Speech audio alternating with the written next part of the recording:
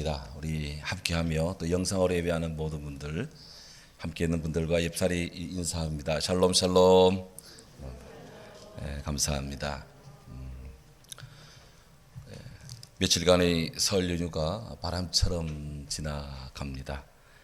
우리들도 한 살씩 먹지만 한 해 한 해 연로해지시는 우리 부모님들, 또 우리 연로하신 우리 성도님들, 그들을 뵐 때마다 제가 아들로서 또 교회의 목회자로서 늘 마음이 짠합니다. 바라기는 우리 사랑하는 성도님들과 또 우리들의 부모님들이 늘 청춘으로 그렇게 힘있는, 기력있고 활기 있는, 활기찬 그런 인생으로 지내시면 좋겠어요. 주보에 사무엘 울만의 청춘이라는 시를 가지고 어젯밤에 CBS 라디오도 몇 마디 했는데, 우리 주보에 있는 그 청춘 사무엘 울만의 시를 우리 같이 한번 읽도록 하겠습니다. 주보에 성결 비전 광장에 보면 없으신 분들은 여기 교회 슬라이드 화면에 나오니까 같이 우리 읽도록 하죠. 청춘이란 인생의 어떤 기간이 아니라 마음가짐을 의미합니다. 장미의 용모, 붉은 입술, 나긋나긋한 손발이 아니라 씩씩한 의지, 풍부한 상상력, 불타는 정열을 가리킵니다. 청춘이란 인생의 깊은 샘의 청신함을 가리킵니다. 청춘이란 두려움을 물리치는 용기, 안이한 선호한 마음을 뿌리치는 모험심을 가리킵니다. 때로는 20살 청년보다도 60살 노인에게 청춘이 있습니다. 나이를 더해가는 것만으로 사람은 늙지 않습니다. 이상을 잃어버릴 때 비로소 늙습니다. 세월은 피부에 주름살을 늘려가지만 열정을 잃으면 마음이 시듭니다. 고뇌, 공포, 실망에 의해 기력은 땅을 기고 정신은 먼지가 됩니다. 6살이든 16살이든 인간의 가슴에는 경의에 이끌리는 마음, 미지에 대한 탐구심, 인생에 대한 흥미로부터 아름다움, 용기, 기쁨, 힘의 영감을 받는 한 그대는 젊습니다. 영감이 끊기고 정신이 아이러니의 눈에 덮이고 비탄의 얼음에 갇혀버릴 때 20살이라도 인간은 늙습니다. 머리를 높이 치켜들고 희망의 물결을 붙잡는 한 80살이라도 인간은 청춘으로 남습니다. 성경은 아니지만 아멘까지 나오는 거 보니까 다들 그냥 동의하시는 것 같네. 사무엘 울만은 이 청춘이라는 시를 거의 나이 78살, 78세 때 이 시를 썼습니다. 청춘이란 인생의 어떤 기간이 아니라 마음가짐이라고 하는 이 사무엘 울만의 이 식구가 정말 우리 마음을 울립니다. 제 가슴을 늘 뛰게 하는 말이 있습니다. Every day is a new day. 매일이 새날이다. 해밍웨이가 한 말인데요. 매일이 새날이다. 오늘. 하나님은 이 오늘이라는 날 속에 우리를 만나주시고 우리를 사랑해 주시고 이 오늘에 우리를 축복해 주십니다. 그러 우리는 내일 일을 염려하지 말고 오늘이라는 오늘에 우리 주님을 잘 믿어야 할 것입니다. 오늘 우리 예수님을 소망합시다. 오늘 예수님을 사랑합시다. 오늘 사랑하는 우리 부모님과 우리 주의 성도님들 모두 예수님 안에서 주님과 함께 기뻐하며 행복하며 즐겁게 하나님을 잘 믿고 주님을 경배하는 그런 가정으로서 주께 영광을 돌리고 주님의 축복을 받고 하나님께 귀하게 그렇게 생을 드릴 수 있는 복된 삶으로 오늘 자리하기를 주의 이름으로 축원합니다. 이것이 늘 청춘이에요. 청춘. 산상순 끝부분에서 거짓 선지자들을 삼가라. 그들의 열매로 그들을 알 것이다 라고 말씀하신 우리 주님께서 제자들과 주의 성도들에게 깊은 영적인 교훈을 또 연이어서 아주 의미심장한 말씀을 주십니다. 나더러 주여 주여 하는 자마다 천국에 들어갈 것이 아니다 그랬어요.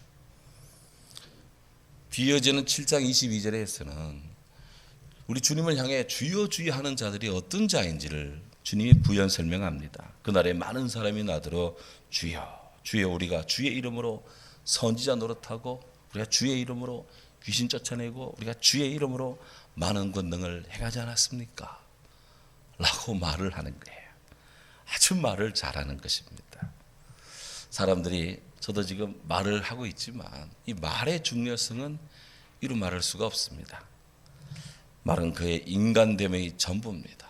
그가 하는 말을 통해 그의 믿음이, 그의 신앙이, 그의 사상이, 그의 품성이, 그의 교양이, 그의 마음이 그대로 다 드러납니다.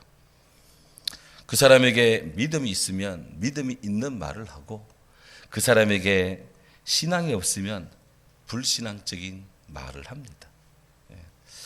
예수님 형제 야고보는 사람에게 있어 말이 얼마나 중요한지 야고보 3장에서 말은 혀는 지극히 작은 것이지만 그 인생이라는 배를 움직이는 키와 같다 그렇게 설정을 합니다.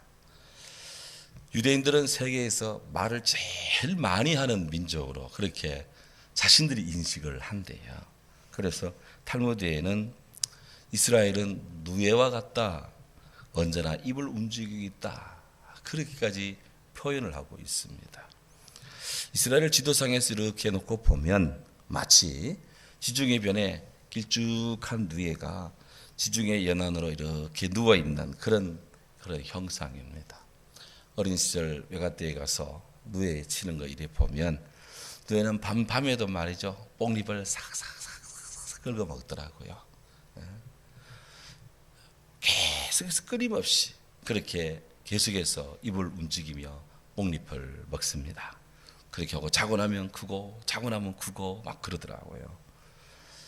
이스라엘은 자기 자신을 바로 누에 뽕잎을 먹는 누에와 같다. 그만큼 그들은 항상 입을 움직이며 살고 있다는 거예요.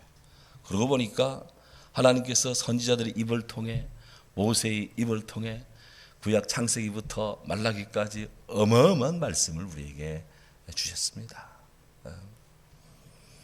그렇기 때문에 유대인에게서 이 침묵이라는 것은 굉장한 것입니다.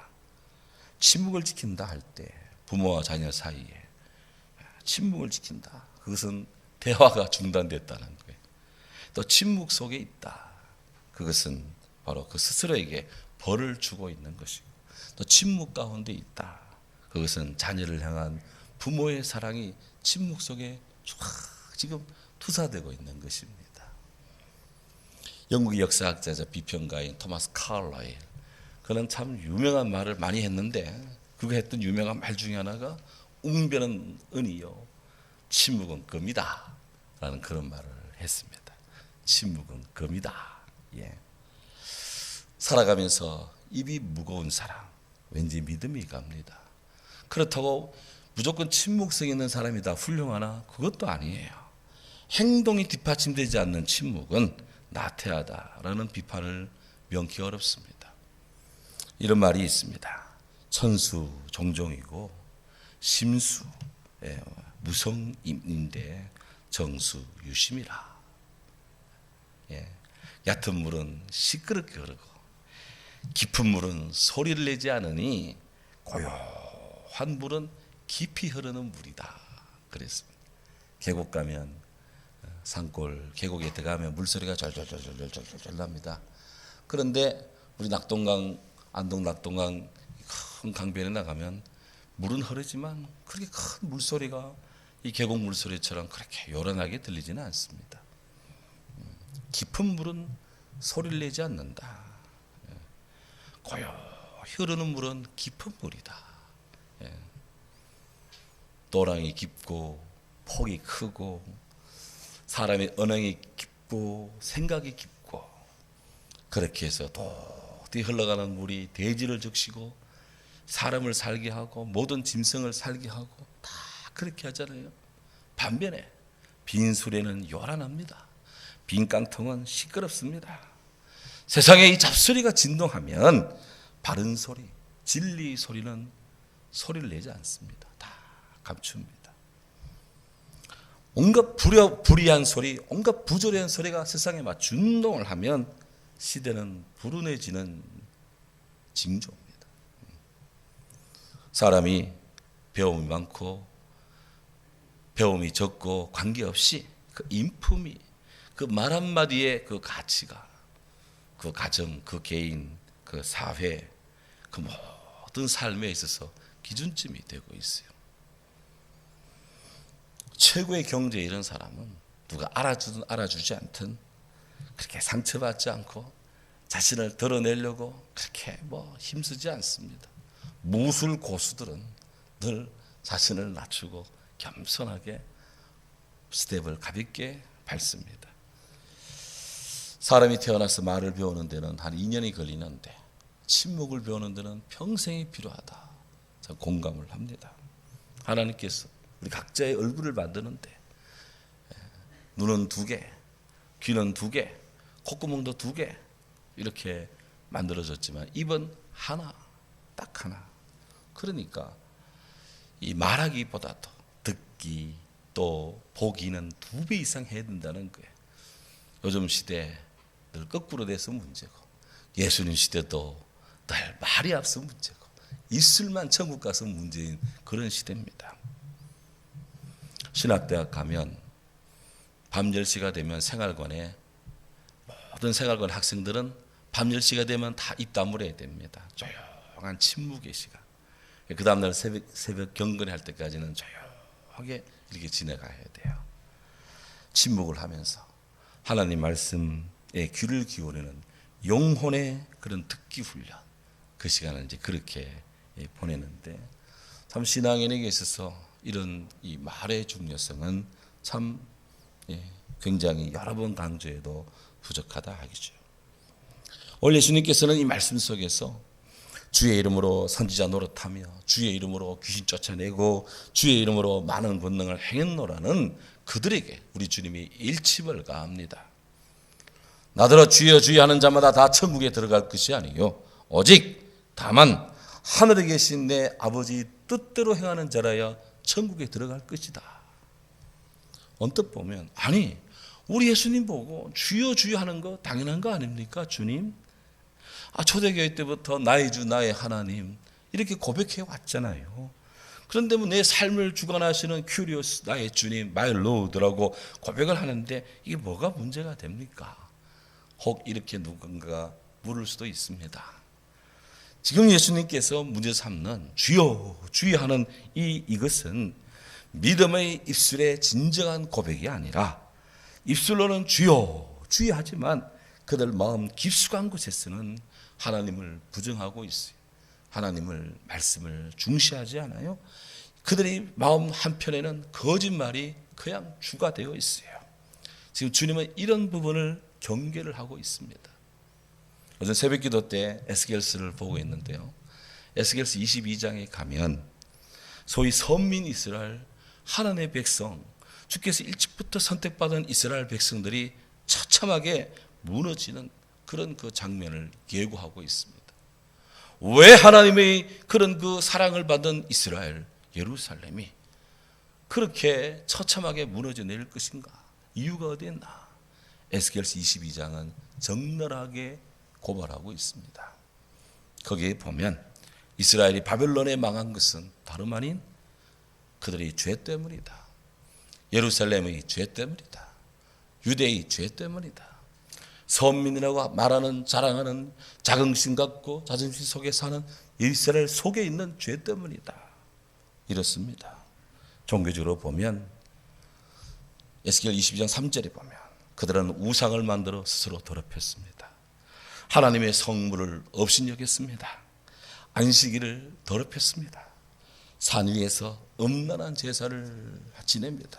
그들의 영혼은 하나님을 잊었어요.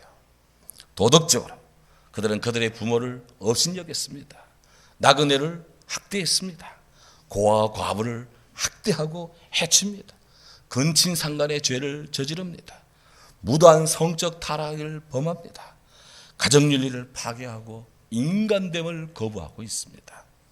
사회적으로 그들은 무지한 자의 피를 흘립니다. 지도자들은 권력을 무한대로 남용을 합니다. 중상모략과 이간질로 신뢰관계를 파괴시켜버립니다. 뇌물을 받고 불의한 일을 서슴지 않습니다. 자신들의 이익을 탐하여서 이웃에게 토색질을 해댑니다.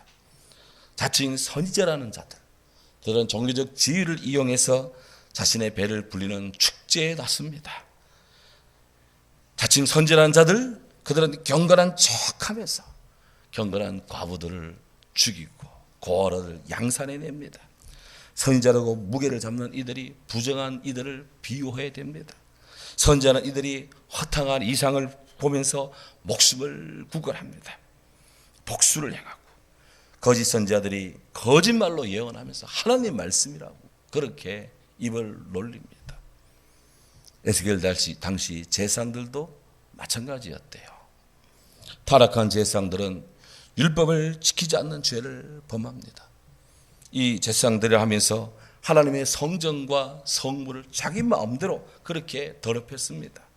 제사장들은 거룩한 것과 속된 것을 분별하지 않았습니다. 구분하지 않았습니다. 이 제사장들은 이스라엘 백성들에게 부정한 것을 행하지 말라 말도 안 했습니다. 제사장들이 안식일을 지키지 않았습니다. 고위 관료들은 그들은 음식물을 삼키는 이리같이 불의한 이익을 얻으려고 무지한 자의 피를 흘리고 사람들의 영혼을 착취합니다. 악인의 꾀를 따라갔습니다. 예루살렘 백성들, 일반 민중들은 어땠습니까? 그들 또한 예외가 아니었습니다. 포악하고 강포를 일삼고 가난하고 궁핍한 자를 압제하고 나그네를 부당하게 학대합니다. 이렇게 에스겔 선지자의 눈에 비친 예루살렘은 에스겔서 22장 그 전체에서 제사장부터 백성에 이르기까지 어느 한 부류도 온전한 데가 없었습니다. 어느 한 부류도 바르지 않았습니다. 모든 부류가 다 썩었습니다. 죄 가운데 있습니다. 하나님은 에스겔을 통해 이런 예루살렘에 하나님의 심판의 메시지로 징치하십니다. 에스겔 22장 24절에 이렇게 말합니다. 너는 정결함을 얻지 못한 땅이요 진노의 날에 피를 얻지 못한 땅이로다. 그렇습니다. 이스라엘 예루살렘이 하나님 앞에 바로 설 때 그들은 복을 얻습니다. 그 땅은 젖과 꿀이 흐르는 땅입니다. 그들은 이른 비와 늦은 비의 은혜를 받습니다. 모든 사람들 가운데 지나가는 사람들이 정말 아름다운 땅, 오 예루살렘. 세계 만국의 예루살렘의 아름다움과 고귀함은 정말 대표적인 심벌로 그렇게 자리를 잡습니다. 예루살렘이 하나님 축복을 받을 때는 정말 씨를 파종할 수 있는 좋은 땅이었습니다. 하나님의 백성들 이삭이 그곳에 있을 때는 하나님이 이삭에게 복을 주셔서 그 해에 100배의 소출을 얻게 하는 축복도 이루어지는 그런 곳이었습니다. 그런데 이 예루살렘이 하나님을 등지고 제사장부터 백성까지 어느 한 부류도 온전하지 않을 때 이 백성들은 기근으로 망합니다. 질병으로 망합니다. 열국으로부터 수치를 당합니다. 기근과 질병으로 백성의 3분의 1이 죽고 칼에 맞아 화살에 맞아 3분의 1이 죽고 도망가다가 적의 화살과 창에 찔려 3분의 1이 죽습니다. 여러분, 이것이 바로 에스겔 선지자 눈에 비친 예루살렘의 패망의 모습입니다. 주여 주여라고 말은 청산유수같이 합니다. 그러나 그 주여 주여 하는 그 이면에는 믿음의 고백, 진실된 회개, 충성된 그런 이 마음의 고백이 없습니다. 입술로는 주여 주여 하는데 깊숙한 곳에서는 어떻게 하면 하나님을 등지고 내 마음대로 삶을 살까? 그런 것들로 가득 차 있었다는 거예요. 이들의 악한 교회가 과연 성공했습니까? 아닙니다. 예수님은 사람의 마음의 중심을 통찰하시는 하나님의 심판대 앞에서 이런 자들은 결코 천국에 들어가지 못한다고 그렇게 말씀합니다. 내가 그들에게 밝히 말하되 그때 도무지 내가 너희를 도무지 모른다. 내가 너를 모른다. 불법을 행하는 자들아 내게서 떠나가라. 내가 그렇게 말할 것이다. 주님 말씀했습니다. 우리 모두 영혼의 귀를 기울여서 예수님 말씀에 우리가 들어야 됩니다. 누가 천국에 갈 수 있느냐? 입술로 주여 주여 하는 자들이 들어가는 것이 아니라 다만 하늘에 계신 내 아버지 뜻대로 행하는 자라야 들어가리라. 요한복음 3장에 보면 한밤중에 유대인이 국회의원급 되고 유대인이 랍비가 되는 니고데모가 예수님을 찾아옵니다. 와서는 조심스럽게 묻습니다. 주여 선생님 어떻게 해야 천국에 들어갈 수 있습니까? 그때 예수님 말합니다. 사람이 물과 성령으로 거듭나지 않으면 하나님 나라 천국에 들어갈 수 없느니라. 아유 제가 나이가 얼마인데 이 나이에 어떻게 다시 거듭날 수 있습니까? 어머니 뱃속에서. 그랬더니 네가 유대인의 선생으로 그것도 몰라? 육으로 한 것은 육이고 영으로 한 것은 영이다. 사랑하는 여러분, 예수님께서는 사람이 물과 성령으로 거듭나야 된다. 오늘 주님은 마태복음 이 산상순 말미에서 사람이 하나님 나라에 들어가는 확실한 조건, 그것은 입술만의 고백이 아니라 하나님 아버지의 뜻대로 행하고 하나님 앞에 순종하는 자다. 그렇게 말씀해 주고 있습니다. 돌아가신 고 한경직 목사님, 그 목사님께서 생시에 자주 하신 말씀이 있습니다. 인간에게서 가장 심오한 말은 영원입니다. 영원. 사람이 상상할 수 있는 가장 긴 말은, 수정하겠습니다. 인간에게서 가장 심오한 말은 영혼입니다. 영혼. 사람이 상상할 수 있는 가장 긴 말은 영원입니다. 영원. 사람의 가장 빠른 말은 시간입니다. 사람의 가장 가까운 말은 지금입니다. 사람의 가장 어두운 말은 죄입니다. 사람의 가장 상스러운 말은 위선입니다. 사람의 가장 폭넓은 말은 진리입니다. 사람의 가장 강한 말은 권리입니다. 사람에게 가장 부드러운 말은 사랑입니다. 사람의 가장 기분 좋은 말은 가정입니다. 사람의 가장 소중한 말은 어머니입니다. 사람의 가장 위대한 말은 무엇일까요? 하나님입니다. 사람이 할 수 있는 가장 위대한 말은 하나님입니다. 오늘 예수님께서는 하나님을 내 아버지 뜻대로, my father, 내 아버지 뜻대로 하나님을 나의 아버지라고 고백을 합니다. 어떤 자가 천국에 가느냐? 입술로만 주여 주여 하는 자가 아니라 내 아버지 뜻대로 하나님의 뜻대로 행하는 자라야 천국에 들어갈 수 있다. 그렇습니다. 그래서 주님은 산상수훈을 마치면서 주의 사랑하는 제자들에게 우리가 하나님 말씀을 따르며 순종하며 살 것인가 아니면 불순종하며 거역하며 살 것인가 양자택일 스스로 결단하라고 촉구합니다. 그러므로 누구든지 나의 이 말을 듣고 행하는 사람은 그 집을 반석에 지은 지혜로운 사람 같다. 그러나 내 말을 듣고도 행치 않는 자는 그 집을 모래 위에 지은 어리석은 사람 같다. 평상시는 모른다.